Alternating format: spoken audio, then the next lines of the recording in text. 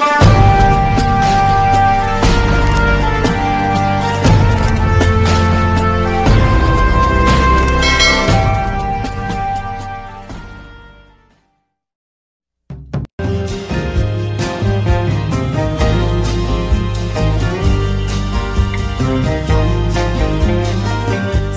jumpa lagi rekan-rekan semua. Kali ini kita sampai pada episode 143. Namun sebelumnya admin berharap semoga rekan-rekan semua senantiasa sehat dan dilimpahkan rezekinya. Salam persahabatan juga untuk para rekan semua dimanapun Anda berada. Dan bagi para sahabat yang belum subscribe, silahkan subscribe dulu ya. Yuk kita dukung channel ini supaya bisa berkembang. Pada kesempatan ini admin memohon maaf kepada rekan-rekan jika terjadi banyak kekurangan pada cerita ini. Pada episode yang lalu diceritakan, siang itu ketika Andi dan kedua rekan kerjanya hendak membantu pekerjaan imam di lantai 4. Tanpa sengaja saat itu Andi bertemu dengan Vira ketika hendak memasuki sebuah lift. Kini Andi dan Vira duduk di sebuah ruangan yang biasanya untuk meeting staf perusahaan tersebut. Dengan relasi mereka, kali ini Andi terlihat serba salah dan kikuk. Andi memang menyadari kalau Vira sepertinya ada perasaan yang berbeda terhadap dirinya. Namun Andi memang selama ini hanya menganggap Vira sebagai teman biasa. Dan karena menyadari hal tersebut, kini Andi merasa serba salah terhadap Vira, apalagi kini Andi telah mempunyai teman dekat yaitu Lisa. Dan setelah diawali dengan menanyakan kondisi dan kabar masing-masing, kini Vira kemudian menanyakan kepada Andi kenapa Andi beberapa hari ini terlihat menjauhinya. Dan ketika mendapati pertanyaan dari Vira tersebut, kini terlihat Andi sedikit menunduk dan menahan nafas. Begini Vir, kalau bagiku kita berteman saja Vir. Aku harap tidak lebih. Ini akan mengganggu pekerjaanmu dan pekerjaanku kan Vir? Kalau kita punya hubungan lebih, kamu juga akan terlihat jatuh di mata teman-temanmu kan Vir? Aku sendiri merasa saja bahwa aku tidak selevel dengan kamu. Mungkin dengan menjadi teman lebih baik bagi kita Vir, kata Andi perlahan sambil menundukkan kepalanya. Alah kamu mas, aku tahu ini bukan masalahnya. Kamu pasti pacaran dengan Lisa kan? Kata Vira sambil terlihat menatap wajah Andi. Iya Vir, aku dengan Lisa. Lagian kami kan tidak tiap hari ketemu, jadi tidak ada yang tahu hubungan kami Vir, kata Andi yang saat itu merasa berat sekali berbicara karena Andi merasa saat ini pikirannya menjadi buntu. Begini mas, aku bisa saja kok keluar dari perusahaan ini, dan kamu juga bisa kok kerja di perusahaan lain. Jadi apa masalahnya? Kata Vira dengan sedikit menahan emosinya. Justru itu Vir, aku tidak ingin merusak suasana yang sudah mapan tersebut. Aku tidak mau kamu terganggu pekerjaanmu. Kamu tidak perlu pindah pekerjaan. Apalah artinya aku Vir? Aku cuma seorang cleaning service. Bagaimana kata orang kepadamu? Kata Andi kemudian. Ah kamu banyak alasan. Itu buktinya si Lisa dia gak masalah kan mas? Kata Vira kemudian. Rupanya Vira saat ini tidak mau kalah dalam segi pembicaraan dengan Andi. Kalau Lisa kan tidak tiap hari ketemu Vir, dia juga tidak akan dibully karena belum ada yang tahu hubungan ini kan? Kamu aku anggap adik dan saudaraku Vir. Sekali lagi aku minta maaf. Kamu ini cantik banget Vir. Aku saja minder kok Vir sama kecantikan kamu ini. Pasti banyak pria yang menginginkan kamu, banyak pria yang mengidamkan kamu Vir. Sekali lagi aku minta maaf. Ya sudah Vir, Mas Andi mau bekerja dulu. Tetaplah kamu jadi adik dan saudara Mas Andi ya Vir. Kini Andi kemudian berdiri dan bergegas meninggalkan Vira. Beribu perasaan berkecamuk di dalam dadanya. Begitu juga Vira. Saat itu tanpa terasa Vira meneteskan air mata ketika melihat Andi pergi meninggalkannya. Di ruangan tersebut, berbagai macam perasaan menghantuinya saat ini. Selama ini dia merasa semua keinginannya pasti terpenuhi. Bahkan banyak cowok mengejar dirinya. Namun pemuda satu ini terlihat berbeda. Pemuda ini biasa saja sikapnya. Bahkan pemuda yang satu ini terkesan dingin kepadanya. Inilah yang membuat Vira begitu ingin memiliki pemuda tersebut. Sementara itu Andi dalam perjalanan ke lantai 4 kini berusaha untuk menertalkan perasaannya. Berbagai rasa bersalah terus menghantuinya. Namun kali ini Andi merasa bersyukur karena dengan Vira dirinya belum mengucapkan komitmen apapun kepada gadis itu. Walaupun dengan Lisa pun Andi belum berkomitmen. Namun Andi merasa kalau dengan Lisa Andi merasa lebih cocok, dan karena Andi sudah memilih Lisa, Andi berjanji di dalam hatinya untuk tidak pernah menduakan Lisa di dalam hatinya. Kali ini Andi terus berjalan menuju ke lantai 4. Dan di ruangan tersebut kini Andi bertemu dengan teman-temannya sesama karyawan cleaning service. Kali ini terlihat oleh Andi teman-temannya tengah sibuk di ruangan tersebut. Firman dan Yoga kali ini terlihat mengepel lantai, sedangkan Imam kini terlihat sedang merapikan meja-meja seorang diri. Andi kali ini kemudian mendekati Imam dan membantunya. Melihat hal tersebut, Yoga kemudian berkata kepada Andi, "Wah, udah beres mas urusannya," kata Yoga sambil mengacungkan jempolnya kepada Andi. "Udah mas, cuma sebentar kok. Lagian kan saya harus kerja, buat apa ngobrol lama-lama," kata Andi kemudian. Firman kemudian berkata, "Kalau aku yang jadi mas Andi, aku jabanin deh ngobrol sampai sore dengan Mbak Vira. Terserah atasan mau ngomong apa juga. Cewek kayak bidadari gitu masa sih ditinggalin?" Yoga kemudian berkata, "Iya, aku salut banget sama Mas Andi. Ilmu apa sih mas? Bagi-bagi dong Mas Andi." Mendengar hal itu kemudian sambil tersenyum Andi berkata, "Bisa saja kamu mas. Bener deh Mas Andi, hebat banget asli mas, sumpah tuh cewek cantik banget," kata Yoga kemudian. Menanggapi kata-kata dari Yoga tersebut, Firman kemudian berkata, "Mas Yoga akan pingsan kali ya kalau aku cerita aku pernah diantarin cewek yang lebih cantik dari Vira, pakai mobil mewah pula, dan cewek itu aku pikir pacarnya Mas Andi." "Wah gila kamu Mas Andi," kata Yoga kemudian. "Udah jangan ngobrol memulu, kerja, kata Andi kemudian sambil memindahkan sebuah meja ke arah pojok ruangan. "Ngimpi apa ya cleaning service dapat bidadari," kata Yoga kemudian. Kini keempat cleaning service tersebut kemudian terlihat tertawa bersama. Beberapa saat ruangan itu menjadi ramai oleh canda tawa keempat cleaning service tersebut.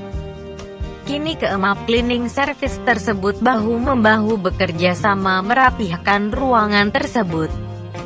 Dan kini tanpa terasa telah menunjukkan pukul 11:30 siang.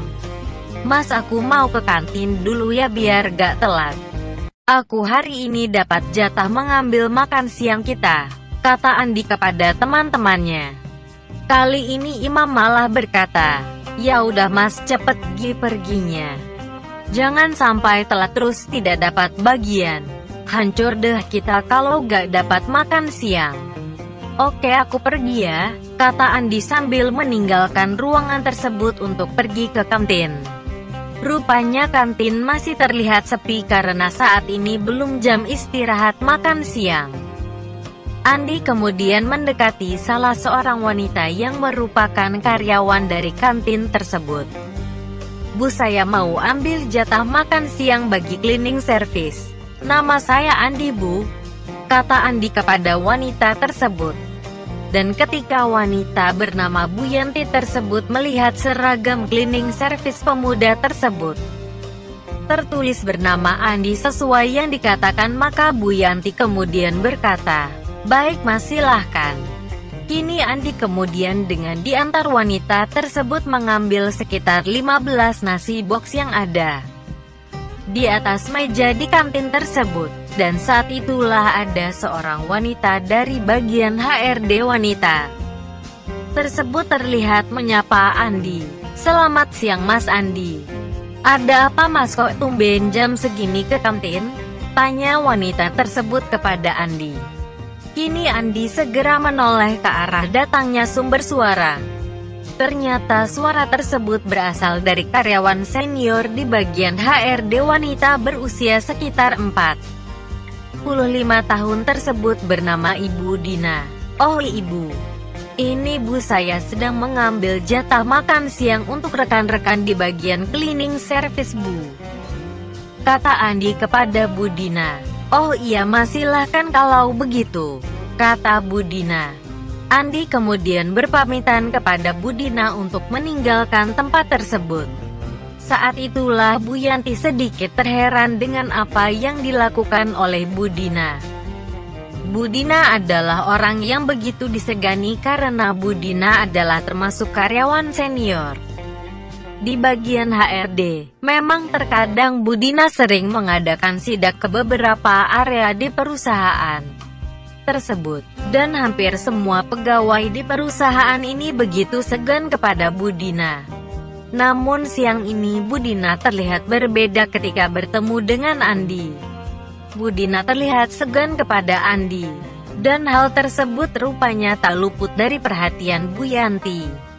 Bahkan Bu Yanti berkata di dalam hatinya, kenapa Bu Dina yang sudah senior di perusahaan ini terlihat sungkan dan canggung hanya dengan seorang cleaning service. Berbagai tanda tanya kini terus menghantui pikiran Bu Yanti. Bu Yanti saat itu segera menyambut kedatangan Bu Dina. "Selamat siang Bu.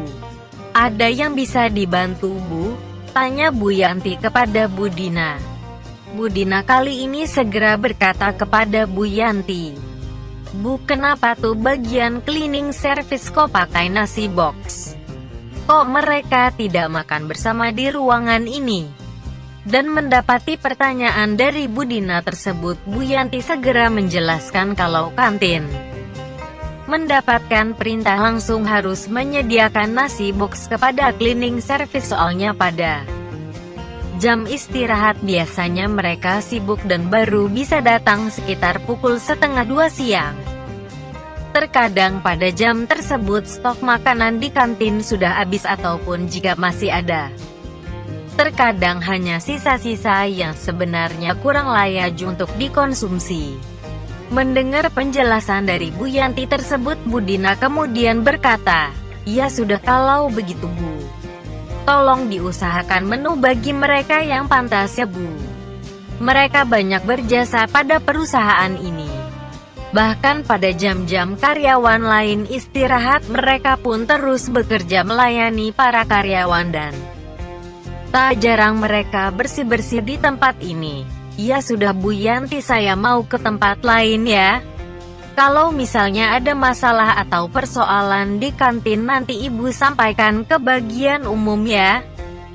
Dan saya pesan tolong sama Mas Andi yang tadi para karyawan di kantin jaga sikap ya," kata Bu Dina kepada Bu Yanti. "Baik Bu, saya akan sampaikan pesan Ibu kepada seluruh karyawan kantin." Kini Bu Dina segera meninggalkan kantin tersebut dan berjalan ke bagian lain dari perusahaan tersebut untuk mengecek apakah semua berjalan sesuai ketentuan perusahaan atau tidak. Sementara itu Bu Yanti kini semakin bertanya-tanya siapa sebenarnya cleaning service bernama Andi tersebut. Kenapa Bu Dina sampai berpesan sedemikian rupa kepada para karyawan di bagian kantin? Sementara itu di bagian cleaning service kini Andi telah sampai di tempat tersebut. Siang itu tempat tersebut hanya berisi satu orang karyawan bernama Denny. Dan Andi kemudian bertanya kepada Denny tentang keberadaan Pak Dimas pimpinan mereka. "Mas Denny kok sendirian mas? Pak Dimas kemana ya mas? Saya gak tahu mas. Soalnya pas saya kesini tadi Pak Dimas juga sudah tidak ada. Mungkin ada keperluan kali ya mas." "Mas Denny kalau tidak sibuk mending makan deh mas. Takutnya nanti kita malah sibuk setelah ini," kata Andi sambil menyerahkan satu boks nasi kepada Denny. Kini kedua orang tersebut terlihat menikmati makan siang mereka sebelum jam 12. Dan sebelum mereka menyelesaikan makan siangnya, Pak Dimas telah kembali memasuki ruangan tersebut. "Pak Dimas, saya sama Mas Denny mendahului makan siang mumpung sedang tidak sibuk. Takutnya saya setelah ini sibuk Pak." "Pak Dimas sebaiknya juga begitu Pak. Soalnya maaf bagian kita ini memang pandai-pandai saja kita mengatur waktu biar semua jadi lancar," kata Andi sambil mengambilkan makan siang yang menjadi jatah makan Pak Dimas. "Oke mas, terima kasih deh. Ayo aku temani makan siang." Pak Dimas memang cukup disukai oleh anak buahnya karena usianya yang sudah cukup matang dan sikapnya yang baik membuat anak buahnya begitu menghormati Pak Dimas. Bahkan kali ini tanpa diperintah Denny segera mengambilkan minum untuk Pak Dimas. "Pak ini minumnya Pak. Wah kalian baik banget ya sama saya. Ini nih yang bikin aku sangat betah di bagian ini. Anak buahku baik banget dan penuh perhatian." Dan ketika mendengar hal tersebut dari Pak Dimas, Andi pun segera berkata, "Ya itu semua karena sikap Pak Dimas yang begitu baik kepada kami dan hanya inilah yang bisa kami lakukan untuk Bapak." Dan setelah selesai makan siang kini Andi dan Denny segera meninggalkan ruangan tersebut untuk membersihkan beberapa ruangan.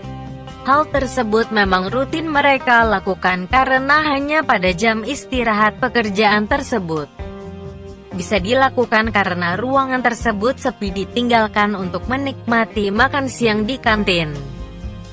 Dan dalam perjalanan tersebut Andi segera mengangkat handphonenya dan berniat menghubungi Pak Nathan karena ada sesuatu yang mesti dibicarakan dengan Pak Nathan. Itulah kisah pemuda kaya yang sederhana episode 143. Terima kasih kepada rekan-rekan yang sudah mengikuti cerita ini. Jangan lupa like, subscribe, dan bagikan cerita ini kepada rekan-rekan Anda. Silahkan rekan-rekan tulis saran dan komentar Anda. Dan mari kita majukan channel ini supaya kita bisa terus menikmati cerita ini. Terima kasih.